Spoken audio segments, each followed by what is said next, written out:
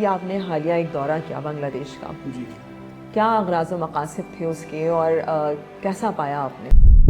ایک 8x8 کا کمرہ ہے کیمپ کا، یوں ایک قطار چلی گئی آدھے کلومیٹر تک کمروں کی۔ اس پاکستان سے وہ پاکستان نہیں آ پائے ایٹ دیٹ ٹائم، اس وقت سے لے کے اب تک کی اسٹرگل تھوڑا سا مجھے بتائیے ان کی زبانی۔ بچپن سے لے کے آج تک صرف تکلیف دیکھے ہیں اور ہم سکھ کا دنیا نہیں دیکھے ہم۔ ایک بندہ وہاں سے نکلا جب بنگلہ دیش میں گیا، کمیونٹی کا نکلا کہ میں جا کے پاکستان میں صورتحال دیکھتا ہوں پھر فیملی کو لے جاؤں گا۔ وہ یہاں آیا، سرحدیں بند ہو گئی، وہ یہیں رہ گیا، فیملی وہاں رہ گئی۔ دوران بنگلہ دیش کی گورنمنٹ نے بھی مطالبہ کیا کہ یہ 2.5-3 لاکھ بہاری ہیں، یہ آپ لے لیجئے۔ تو بے نظیر نے کہا ہمیں اعتراض نہیں، ہم لے لیں گے۔ نہ ماں نہ باپ نہ کوئی، نہ بھائی نہ بہن نہ کوئی نہیں ہے، ہم کس کا سامنے دوسرے بات کریں گے؟ بچہ لوگ ساتھ میں کیا بولتا ہے؟ السلام علیکم، میں ہوں نازش ایاز اور ایک دفعہ پھر ایک بہت ہی دلچسپ ٹاپک کے ساتھ آپ کے سامنے حاضر ہوں۔ میرے ساتھ موجود ہیں سینئر صحافی، تجزیہ کار، مصنف۔ ان کے کریڈٹ پہ آلموسٹ 1 درجن سے زائد کتابیں ہیں۔ ان کے ساتھ حالیہ انہوں نے ایک دورہ کیا ہے بنگلہ دیش کا، اس کے حوالے سے بات کریں گے، اس کے مقاصد، وہاں پہ کیا دیکھا، کیسا پایا لوگوں کو، اس کے اوپر ایک تفصیلی گفتگو کریں گے۔ السلام علیکم شبیر صاحب۔ وعلیکم السلام۔ اچھا، مجھے یہ بتائیے کہ ابھی آپ نے حالیہ ایک دورہ کیا بنگلہ دیش کا، جی کیا اغراض و مقاصد تھے اس کے اور کیسا پایا آپ نے؟ اس کا بنیادی مقصد تو ایک ہی تھا اس دورے کا کہ وہاں پہ جو ہم جن لوگوں کو میسورین کہتے ہیں، بہاری کمیونٹی ہے، ان کے کیمپس کا دورہ کرنا تھا مجھے اور ان سے گفتگو کرنا تھی کہ وہ کس حال میں ہیں، اس وقت ان کی صورتحال کیا ہے، کیا چاہتے ہیں اور ان کے پیشے کیا ہیں اس وقت، اور اس وقت وہ ان کی 2 نسلیں جو وہاں پروان چڑھی ہیں ان کے خیالات کیا ہیں۔ یہ کوئی ہم 8-10 سال سے کوشش کر رہے تھے۔ میرے ایک بہت ہی پیارے دوست ہیں بھائیوں جیسے ڈاکٹر فیاض عالم، ان کا بنیادی تعلق بھی وہاں سے رہا ہے۔ وہ سکوت ڈھاکہ کے بعد یہاں ان کی فیملی آئی ہے، تو ان کا بہت عرصے سے خیال تھا کہ شبیر بھائی آپ جائیں اور میسورین کے ساتھ گفتگو کریں اور واپس آ کر ان کی صورتحال پر ایک کتاب مرتب کریں، آپ تیار کریں جن میں ان کے انٹرویوز ہوں کہ ان کی صورتحال کیا ہے، ان کے خیالات کیا ہیں۔ لیکن چونکہ اس سے پہلے جو گورنمنٹس رہیں بنگلہ دیش میں، وہ ویزا ڈینائی کر دیتی تھی اور پاکستانیوں کو بہت زیادہ ویلکم نہیں کیا جاتا تھا۔ لیکن اب جیسے ہی حکومت تبدیل ہوئی ہے تو صورتحال بھی اس کے ساتھ ایک دم تبدیل ہو گئی ہے پاکستانیوں کے لیے، پاکستان کے لیے۔ تو ہم نے اپلائی کیا اس موقع کا فائدہ اٹھاتے ہوئے، اور خوشی کی بات یہ ہے کہ 1 ہفتے کے اندر مجھے ویزا مل گیا اور میں پچھلے مہینے اکتوبر میں 15-16 تاریخ کو یہاں سے نکل گیا۔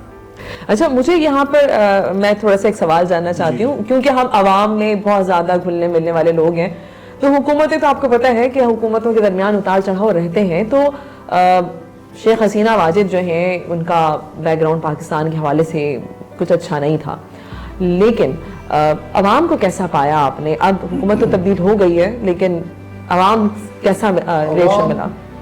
بنگلہ دیش کا جو عوام ہے، چاہے وہ بہاری ہوں یا بنگالی ہوں، ان کا رویہ بے انتہا محبت والا تھا۔ جیسے میں پہلی بار جا رہا تھا یہاں سے، اور نیا بندہ جب جاتا ہے خدشات بھی ہوتے ہیں کہ نیا ملک ہے، نئے لوگ ہیں، کیسے بیہیو کریں گے، کیا سہولتیں ملیں گی، نہیں ملیں گی۔ لیکن وہاں اترنے کے پہلے دن ہی مجھے لگا کہ میں بالکل اجنبیت نہیں ہے میرے لیے، یہاں پہ سارے لوگ میرے اپنے ہیں اور سارے محبت سے مجھے ویلکم کر رہے ہیں۔ خاص طور پر جو وہاں انتظام کیا میرا رہائش کا، گھمانے پھرانے کا، ملاقاتیں کروانے کا، وہ تھی بنگلہ دیش کی ایک بہت بڑی NGO ہے اوبیٹ ہیلپرز کے نام سے۔ وہ بہاری کیمپوں میں تعلیم، صحت، سینیٹیشن اور دوسرے کام کرتے ہیں، بہت بڑے پیمانے پر کرتے ہیں۔ تو وہ میرے میزبان تھے، تو ان کے بچوں نے مجھے وہاں پہ ایئرپورٹ سے لیا اور 15-16 دن بعد ایئرپورٹ پر ہی چھوڑ کے اس کے بعد گئے۔ اس طرح ہر شہر میں، یعنی بہاری کیمپس جو ہیں وہاں کے بنگلہ دیش کے تقریباً 13 شہروں میں ہیں، اور 116 کیمپس کی تعداد ہے ٹوٹل. تو میں تقریباً وہاں سے 8 شہروں میں گیا, باقی 2-3 شہروں میں نہیں جا سکا. سب سے بڑا بہاری کیمپ جو ہے وہ ڈھاکہ میں جنیوا کیمپ کہلاتا ہے جی. میں وہاں نہیں جا سکا. اس کی ایک وجہ سالڈ یہ تھی کہ جس دن میں وہاں پہنچا تھا 16 اکتوبر 25 کو, اسی دن وہاں پہ کچھ سماج دشمن عناصر کہہ لیں یا منشیات فروش کہہ لیں, ان 2 گروہوں میں وہاں پہ تصادم ہو گیا تھا, اور ویری سیم ڈے وہاں پہ 8 لوگ اس کیمپ کے مارے گئے تھے. تو میرے میزبانوں نے معذرت کر لی کہ ہم آپ کو جنیوا کیمپ نہیں لے جا سکتے, حالانکہ سب سے بڑا کیمپ وہی ہے, لیکن وہاں نہیں لے جا سکتے کیونکہ وہاں جانا مقامی آدمی کے لیے بھی غیر محفوظ ہو چکا ہے. آپ تو مہمان ہیں, آپ کو تو بالکل نہیں لے جائیں گے. تو میں نے کہا ٹھیک ہے باقی کیمپس دیکھ لیتے ہیں. تو ہم نے ڈھاکہ کے باقی کیمپ دیکھے. اس کے بعد پھر چٹاگانگ, سیدھ پور, رنگپور, کھلنا اور کاکسس بازار, اس طرح کے 8 شہروں میں 7 شہروں میں میں گیا اور کیمپس میں دورے کیے. وہاں کے لوگ آلموسٹ ینگسٹر زیادہ ہیں اب, کیونکہ 2 نسلیں ان کی وہاں پیدا ہو چکی ہیں, ان پر زیادہ فوکس کیا ہم نے. بزرگ ملے جو, ان سے بھی انٹرویوز کیے, خواتین سے بھی, بچوں سے بھی, بچیوں سے بھی, بوڑھے مردوں سے بھی. کیا سنا آپ نے وہاں پر؟ جو پرانی پاکستان کی حکومت رہی ہیں ان کے معاملات تو کچھ اچھے نہیں رہے. 71 کے بعد یہ وہ بہاری تھے جو اپنا وطن چھوڑ کر, اپنی زمینیں چھوڑ کر, اپنی جائیدادیں چھوڑ کر پاکستان آنے کے لیے نکلے تھے, اور اس کے بعد پھر وہ بنگلہ دیش میں سکونت اختیار کی. لیکن فال آف ڈھاکہ کے بعد جب اس وقت کا جو آپ کہہ سکتے ہیں ایسٹ پاکستان تھا, ایسٹ پاکستان سے وہ پاکستان نہیں آ پائے. ایٹ دیٹ ٹائم اس وقت سے لے کے اب تک کی اسٹرگل تھوڑا سا مجھے بتائیے ان کی زبانی. مجھے جو وہاں سننے کو ملا وہ یہ تھا کہ ہم لوگوں نے تو پاکستان آؤٹ کیا تھا, بہار سے جو انڈیا کا حصہ ہے, انڈیا کی ریاست ہے, بہار سے چونکہ مشرقی پاکستان قریب پڑتا تھا ہم, تو ہمارے بڑے وہاں سے آ کر یہاں بیٹھ گئے اور مختلف شہروں میں بکھر گئے. جو کچھ لے آئے تھے انہوں نے تھوڑی بہت گھر خرید لیے یا کچھ کر لیے. لیکن جب بنگلہ دیش قائم ہوا, پاکستان 2 لخت ہوا, تو اس وقت ہمارے بڑوں نے کہا, انہوں نے اسٹینڈ لیا کہ ہم تو پاکستان کے لیے آئے تھے بھائی, ہم بنگلہ دیش کے لیے نہیں آئے تھے. ہمارا ملک پاکستان ہے, ہم جس کو مغربی پاکستان کہا جاتا تھا اور اب وہ صرف پاکستان بن گئے, ہم وہیں جائیں گے. تو ظاہر ایک نیا قائم شدہ ملک تھا بنگلہ دیش, اس وقت ان کے جذبات کچھ اور تھے. اگر کوئی کسی ملک کا شہری کہہ دے کہ میں اس ملک کا شہری نہیں ہوں, مجھے تو فلاں ملک جانا ہے, سیدھی بات ہے وہ اسٹیٹ لیس ہو جاتا ہے, ریفیوجی ہو جاتا ہے. تو ریفیوجیز یا اسٹیٹ لیس پرسنز جو ہوتے ہیں ان کے ساتھ جو سلوک ہوتا ہے وہ ہوا ان کے ساتھ. بنگلہ دیش کی اس وقت کی گورنمنٹ نے ان سب بہاریوں کو جنہوں نے کہا کہ ہم پاکستان جائیں گے, ہم آپ کے شہری نہیں ہیں, ان کو وہاں سے لیا اور کیمپس قائم کیے گئے ریڈ کراس کی طرف سے, خیمے وہاں پہ ان کو کر دیا کہ آپ یہاں تک محدود رہیں گے. اس کے بعد کوئی 45-40 سال تک ان کے بچوں پر تعلیم کے دروازے بھی بند تھے. وہ لوگ جن کی سرکاری ملازمتیں تھیں وہ ختم ہو گئی. ان کے گھر بار جو کیمپوں سے ظاہر باہر وہ گھروں میں رہتے ہوں گے, دکانیں ہوں گی, ہوٹلیں ہوں گی, کاروبار ہوں گے, وہ سب ختم ہو گیا. مقامی لوگ جو وہاں کے تھے بقول ان بہاریوں کے, میسورین کے, ان لوگوں نے قبضے کر لیے, گھروں پر بھی, دکانوں پر بھی, کاروباروں پر بھی. ملازمتیں گورنمنٹ لیول پہ ختم ہو گئی. ان کے بچوں پر تعلیم کے دروازے بند ہو گئے. لیکن یہاں میں آپ تھوڑا سا آپ کو کروں گی, اس دوران میں ان 45-40 سالوں کے دوران یقیناً پاکستان کی حکومتوں کے وزٹس بھی رہے ہوں گے جن میں سب لوگوں کے وزٹ شامل تھے, ہمارے جرنلس کے وزٹ شامل تھے, ہمارے سیاستدانوں کے وزٹ شامل تھے. کیا کسی نے کوئی کوشش نہیں کی ان کو واپس لے کر آنے کے لیے؟ کوشش زبانی کلامی تو بھٹو سے لے کر ضیاء الحق تک, مشرف تک سب نے کی. وہاں جو ان کے سرگرم لوگ ہیں کمیونٹی کے, بہاری کمیونٹی کے, ان سے میری باتیں ہوئی. ایک دن میں نے تمام جو NGOist وہاں ہیں ان کو بلایا ایک دوست کے دفتر میں. 25-30 لوگ تھے وہ جو مختلف NGOs چلاتے ہیں وہاں بہاریوں کے لیے. ان کی میٹنگ کروائی وہاں. میں نے एक मुज़ाकरा नुमा एक इजलास किया, उसमें उन लोगों का कहना ये था कि जो हुक्मरान पाकिस्तान का यहाँ आता था, हमारे लोग मिलते थे, जाकर हम मुतालबा करते थे कि भाई हम पाकिस्तानी हैं, हमें आप बुला लीजिए। तो कहते यहाँ आकर तो वो यही कहते थे कि हाँ जी हम जाते ही पहला काम यही करेंगे, लेकिन वो पाकिस्तान जाने के बाद हमें भूल जाते थे बिल्कुल।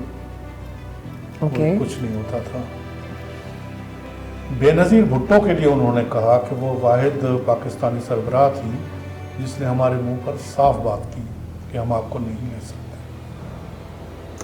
Okay. इसलिए नहीं ले सकते कि आपकी 2 नस्लें यहाँ पैदा हुई हैं, यहाँ पल बढ़ के जवान हुई हैं, ये आपका मुल्क है, आपको यहाँ रच बस जाना चाहिए, अब आप पाकिस्तान का तकाजा ना करें। बाकी लोगों ने सब ने सिर्फ ऐसे ही आसरे दिए और कुछ नहीं किया। बेनज़ीर भुट्टो से उसी दौरे के दौरान बांग्लादेश की गवर्नमेंट ने भी मुतालबा किया कि ये 2.5-3 लाख बिहारी हैं, ये आप ले लीजिए। तो बेनज़ीर ने कहा हमें एतराज़ नहीं, हम ले लेंगे, लेकिन हमारी एक शर्त होगी कि हमारे मुल्क में पाकिस्तान में 30 लाख बंगाली बैठे हुए हैं, आप वो ले लीजिए हमसे, आप अपने बंगाली ले लीजिए, हम बिहारी ले जाते हैं। अपेरेंटली तो ये मुतालबा उनका सही नजर आता है। मुतालबा उनका सही था, लेकिन वो ज़ाहिर बांग्लादेश की गवर्नमेंट के ये बारे में नहीं आता था, नहीं था, उनके लिए काबिल कबूल नहीं था, तो ये खामोशी वही रह गई। अच्छा, तारीख जो है ना हमारी शबीर सुमरो बहुत ज़्यादा मस्क शुदा है, तो तारीख हमें बहुत कुछ खुलकर नहीं बताती। जैसे आप ये बात बता रहे हैं कि वहाँ के लोगों की ज़बानी, ऑब्वियसली आप एक फ़र्स्ट हैंड नॉलेज लेकर आ रहे हैं, एक फ़र्स्ट हैंड स्टेटमेंट्स आपने इंटरव्यूज़ किए, तो ऑब्वियसली वो देखें जब वो इन्फॉर्मेशन अब पहुँच रही है कि ये हुआ, और इस तरीके से एक जो है वो डायलॉग हुआ कि बीबी ने क्या कहा और वहाँ की गवर्नमेंट से क्या जवाब आया। बट स्टिल हमारी असम्बलीज़ में जो सियासतदान हैं बहुत सारे, वो अपनी सियासत चमका रहे होते हैं इस हवाले से कि बिहारी जो हैं वहाँ पर कैंप्स में हैं। आप मुझे एक बात बताएं, वहाँ पे कैंप की आंखों देखा हाल बताएं कैंप्स का, कि वहाँ पे जो लोग हैं किस हाल में रह रहे हैं। कैंप्स का हाल ये है कि 8 बाई 10 का कमरा है या 8 बाई 8 का एक कमरा है। अगर आपकी फैमिली बिहारी फैमिली में 2 अफराद हैं तब भी उनके लिए वो कमरा है, एक ही वही घर है, और अगर 10 अफराद हैं तब भी एक ही घर है, एक ही कमरा है। अब उस 10 अफराद में आप जान लीजिए कि उनके लड़के बड़े हो गए, शादियाँ हो गई, बच्चियों की शादियाँ हो गई, प्राइवेसी कहाँ जाती है। अब छोटे से छोटा कैंप जो है बांग्लादेश में, उसमें 700 घर हैं। Okay. 700 घर, तो आपको हैरत होगी 700 घरों के लिए सिर्फ 20 बाथरूम है कॉमन। ओके, मतलब उनके पास सेपरेट कॉमन इंतजाम नहीं है। ओके, यूँ देखें, एक 8 बाई 8 का कमरा है कैंप का, यूँ एक कतार चली गई आधे किलोमीटर तक कमरों की। ओके, उसके सामने भी इसी तरह, उसके बैक पर भी, उसके बैक पर भी, इस तरह कतार में 8 बाई 8 के कमरे हैं जिनके वो घर कहते हैं। ओके, अब इन तमाम घरों के लिए कोई कॉमन बाथरूम है, इस जगह पे 20 बने हुए। आप अंदाज़ा बताएं मुझे कि 700 घर, अगर 5 अफराद की फैमिली भी लगा लें, 3,500 घर, 3,500 अफराद, और वो ख़वातीन मर्द, 20 बाथरूम कैसे यूज़ करते हैं। वो इस तरह मेरे साथ सलूक कर रहे थे जैसे एक बुज़ुर्ग काफ़ी अरसे बाद अपने घर वापस आ जाए ना। Okay. इस तरह से ज़ाहिर बच्चे थे हमारे, मेरे बच्चे जवान हैं, बल्कि मैं दादा भी बन चुका हूँ, तो मेरे लिए वो बच्चे बच्चियाँ ही थी। तो इस तरह से किया कि मैं आज भी उनके साथ राब्ते में हूँ। अभी मैं जो उनके इंटरव्यूज़ वगैरह ट्रांसक्राइब कर रहा हूँ, लिख रहा हूँ, तो उनसे फिर तकरीबन रोज़ाना बेस पे किसी न किसी से मेरा रब्ता होता है कि इस इंटरव्यू में ये जो जुमला बोला गया है ये मुझे समझ में नहीं आ रहा, क्योंकि एक्सेंट बंगाली होता है, उर्दू है, लेकिन तो ये मुझे समझा दे ये खातून या मर्दा क्या कह रहा है। तो बेतहाशा किस्म का काम किया है उन्होंने, कर रहे हैं मुसलसल।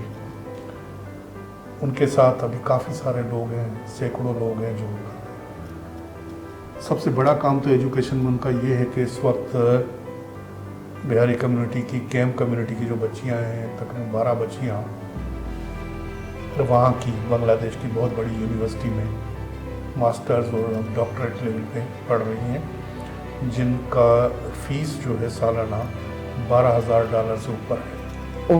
ओके, और 12 बच्चियों को $12,000 चाहते हैं वो बेट की जानिब से। اور اب بچیاں اور بچے اتنے آگے نکلے ہیں کہ کئی ڈاکٹرز بن چکے ہیں, کوئی UN میں پہنچا ہوا ہے, لیکن اس نے اپنی کمیونٹی کو, اپنے خاندان کو پیچھے بلایا نہیں. وہ جہاں پہنچے وہاں اپنا کیس پیش کرتے ہیں. اس طرح کے کافی لوگوں سے بھی رابطے ہیں میرے, ان سے بھی میں بات کرتا ہوں. ان کا بڑا مسئلہ جو ہے وہ ہے کہ ڈیوائیڈیڈ فیملیز. ابھی تھوڑی دیر پہلے ہم اور آپ بات کر رہے تھے, ایک بندہ وہاں سے نکلا جب بنگلہ دیش میں گیا, کمیونٹی کا نکلا کہ میں جا کے پاکستان میں صورتحال دیکھتا ہوں, پھر فیملی کو لے جاؤں گا. وہ یہاں آیا, سرحدیں بند ہو گئی, وہ یہیں رہ گیا, فیملی وہاں رہ گئی. 2-3 سال تک خط کتابت چلتی رہی. اس کے بعد اس بندے کا یا اس فیملی کا اس کے ساتھ رابطہ ختم ہو گیا. آج 45-50 سال گزر چکے ہیں. اس کے ماں باپ وہاں انتقال ہو گیا. اس کی جو 3 بچیاں اور بیٹا جوان ہو گئے, بلکہ بڑے ہو گئے. اس بندے کا کچھ اتا پتہ نہیں کہ پاکستان میں, ظاہر ہے اس عمر کا جوان آدمی, شادی شدہ بچوں کا باپ, اس وقت تو ابھی وہ 90 سال کیا ہوگا, ظاہر نہیں ہوگا, نہیں رہا ہوگا, لیکن اس کی فیملی آج بھی اس کی منتظر کر رہے ہیں. اس طرح کی ڈیوائیڈیڈ فیملیز بہت ہیں جن سے میری وہاں ملاقات ہوئی. انہوں نے مجھے نمبرز دیے یہاں اورنی ٹاؤن میں اور بھیج کالونی کی طرف ہجرت کالونی میں, وہاں لوگ رہتے ہیں. ان کے نمبرز ملے مجھے. یہ پہلے انٹرویوز کمپلیٹ کروں میں, پھر ان سے بھی ملاقات کروں گا, ان کا ورژن بھی اس میں ڈالیں گے ہم. مجھے یہ بتائیں کہ اب جو بہاری ہیں وہاں پر, وہ چاہتے ہیں پاکستان آنا, وہ کہتے ہیں کہ ہمیں پاکستان جانا ہے, ہم یہاں کے شہری ہیں. ایمانداری کی بات تو یہ ہے کہ میں نے جو 150-200 لوگوں کے انٹرویوز کیے ہیں, ان میں سے کوئی ایک بندہ, کوئی ایک خاتون یہ نہیں بولتی کہ ہم پاکستان جانا چاہتے ہیں. وہ کہتے ہیں کہ نہیں, ہم, وہ ظاہر ہے 30 سال سے لے کر اس وقت 50 سال 60 سال والے لوگ ہیں جن سے میری بات ہوئی ہے. وہ کہتے ہیں اب ہم یہاں پہلے بڑے ہیں, یہیں پیدا ہوئے ہیں, ہماری جو زبان اردو کے وجہ سے یہ سارا ٹسل پیدا ہوا کہ ہم اردو بولنے والے ہیں, اردو بولنے والے بنگالی ہیں, اردو بولنے والے بنگالی ہمیں کہا جاتا ہے. اب تو اس زمانے میں ہم نے پاکستان تو اسی لینگویج کے بیریئر کی وجہ سے کیا نا, لیکن اب تو ہمارے گھروں میں بنگلہ بولی جا رہی ہے. اردو تو ہم آپ آئے ہیں تو ہم نے بولنا شروع کیا, ورنہ ہمارے گھر میں بنگلہ بولی جا رہی ہے. دوسرا یہ ہے کہ بنگالی کمیونٹی جو ہے اس کے ساتھ ہماری انٹر میریجز ہو رہی ہیں. ٹھیک ہے.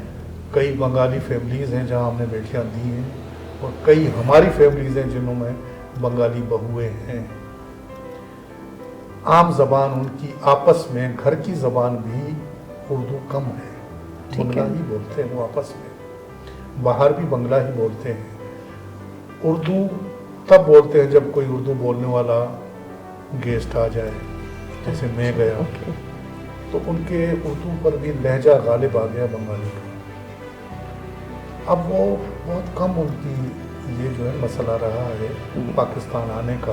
وہ کہتے بھئی ہم تقریباً 2 نسلوں سے یہاں ہیں, اب ہم کیا کریں گے.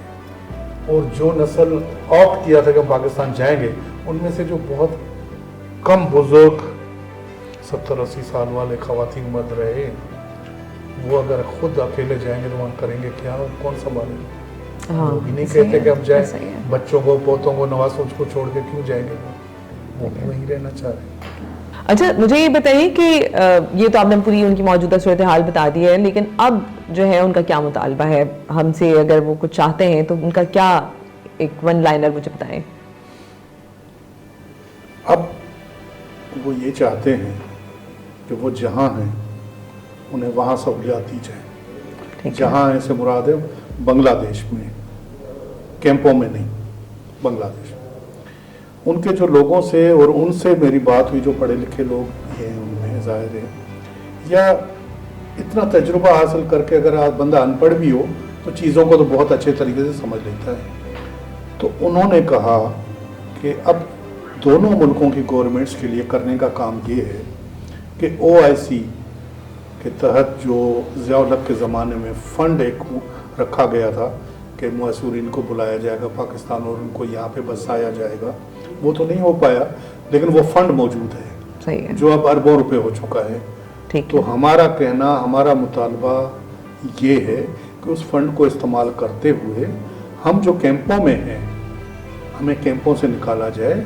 बांग्लादेश ही में शहरी गवर्नमेंट्स जो हैं हमें अलाउ करें, ताकि हम शहरी इलाकों में जाकर छोटे छोटे घर बनाएं, अपने कारोबार करें. यही कर सकते हैं. पाकिस्तान तो हम नहीं जा सकते. बहुत बहुत शुक्रिया. शबीर सोमरो मेरे साथ मौजूद थे, और हमारे जो बिहारी भाई हैं जो बांग्लादेश में महसूर होकर रह गए सन 71 के बाद, उनकी सूरत हाल पर आए रोज़ हमारे सियासतदान असम्बलियों में बड़ी आवाज़ उठाते हैं कभी कभी, और बड़ी एक तकरीर हो जाती है, लेकिन तकरीर होने के बाद वो मामला वहीं दब जाता है. आज जब हमारी शबीर सोमरो से बात हुई तो एटलीस्ट जो पिक्चर है ना वो थोड़ी सी क्लियर हो पाई है कि वहाँ के जो महसूरीन हैं अब वो बहुत ज़्यादा मतलब जो पास्ट है उसके बाद उससे कनेक्ट करते हुए वो लोग पाकिस्तान तो आना नहीं चाहते, लेकिन एग्जैक्टली उनके लिए एक फ़ंड यहाँ पे कायम किया गया था जनरल ज़िया जो है उनके ज़माने में, और उस फ़ंड को वो चाहते हैं कि इस्तेमाल किया जाए उन्हीं की बहबूद के लिए, और वाकई में वो उनकी अमानत है. तो देखना ये कि हो सकता है कि हमारी आवाज़ जो है वो हुकाम बाला के कान पर पहुँचे और वो कुछ बेहतरी आ सके उनकी हालत में. और अब दोनों गवर्नमेंट्स, चूँकि बांग्लादेश की गवर्नमेंट भी पाकिस्तान की गवर्नमेंट के साथ एक फ्रेंडली रिलेशन में है, तो मुमकिन है कि ये मामला जो हैं वो कुछ अच्छे एंड की तरफ जा पाएँ. मैं आपसे लूँगी इजाज़त. Till our next video. अल्लाह हाफ़िज़.